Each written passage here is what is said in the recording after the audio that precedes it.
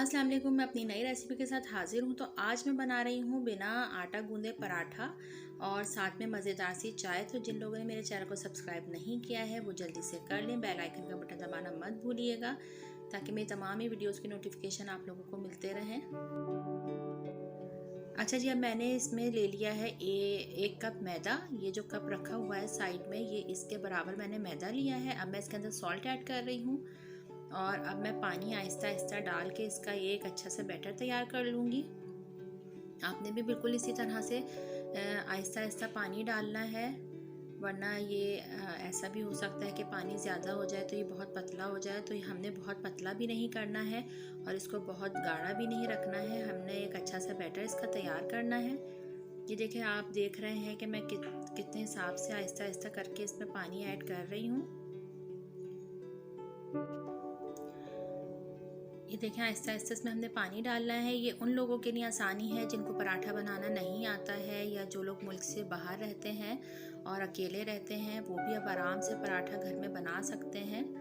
तो ये देखें, इतना इजी हो जाता है इस तरह से पराठा बनाना। ये मैंने इसके अंदर 1 अदद अंडा डाल दिया है और इसको भी हम अच्छी तरह से मिक्स कर लेंगे।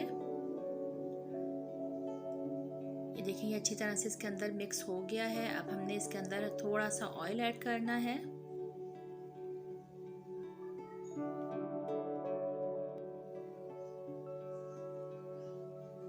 ये देखिए जी, मैंने इसके अंदर थोड़ा सा ऑयल ऐड कर दिया है। अब मैं इसको भी मिक्स कर लेती हूँ और ये हो गया है हमारा एक अच्छा सा बैटर तैयार। ये देखिए, ये इसी तरह से हमने इसको रखना है। बहुत ज़्यादा गाढ़ा नहीं करना है और ना ही बहुत ज़्यादा पतला करना है।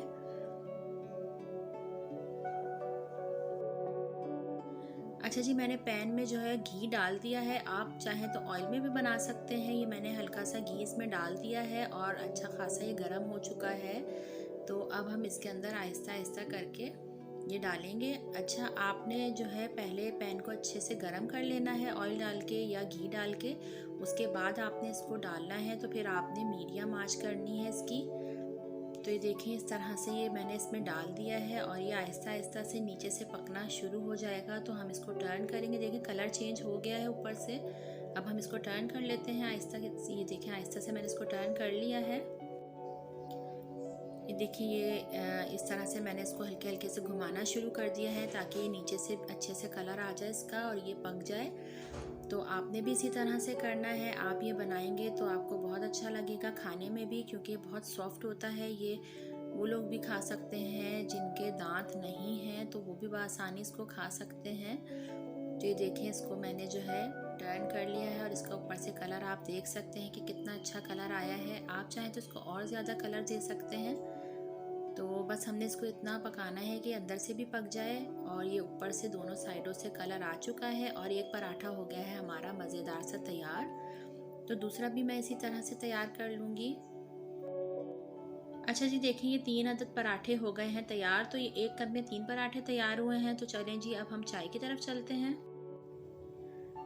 ये देखिए, मैंने 1 कप दूध ले लिया है और मैं दूध पत्ती चाय बना रही हूँ। जो मैं घर में बनाती हूँ, मैं सेम उसी तरह से आपको तरीका बता रही हूँ।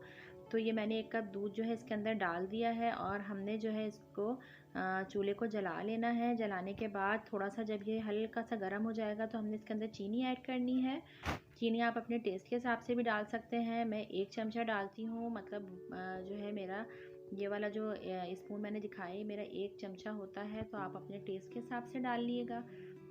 अच्छा जी, और अब हमने डालनी है, देखें बबल्स आना शुरू होगा। तो अब हमने इस स्टेज पे पत्ती ऐड करनी है। पत्ती भी बिल्कुल सेम चीनी के बराबर ही है। ये भी मैंने 1 चमचा ऐड किया है और अब हमने इसको हल्का हल्का सा हिला लिया है और इसमें बबल्स आना शुरू हो गए हैं। तो अब आपने जो है, अगर आपने पत्ती कम डाली है तो आप थोड़ा इसको देर तक पका लिएगा तो भी कलर सेम आ जाएगा। और अदरवाइज़ आपने अगर पत्ती 1 चमचा ही डाला है, जैसे कि मैं 1 कप में 1 चमचा ही ऐड करती हूँ। तो ये देखें, चाय पकना शुरू हो गई है। हमने इसको ऊपर नीचे इसी तरह से करते रहना है। तो ये बड़ी अच्छी मज़ेदार सी चाय हमारी तैयार हो जाएगी।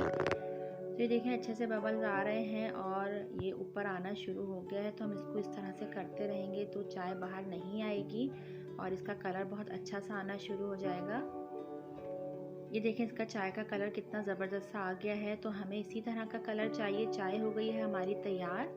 तो अब जो है हम इसको भी निकाल लेते हैं। देखिए कितना अच्छा सा कलर इसका आया है। चलिए इसको भी निकाल लेते हैं।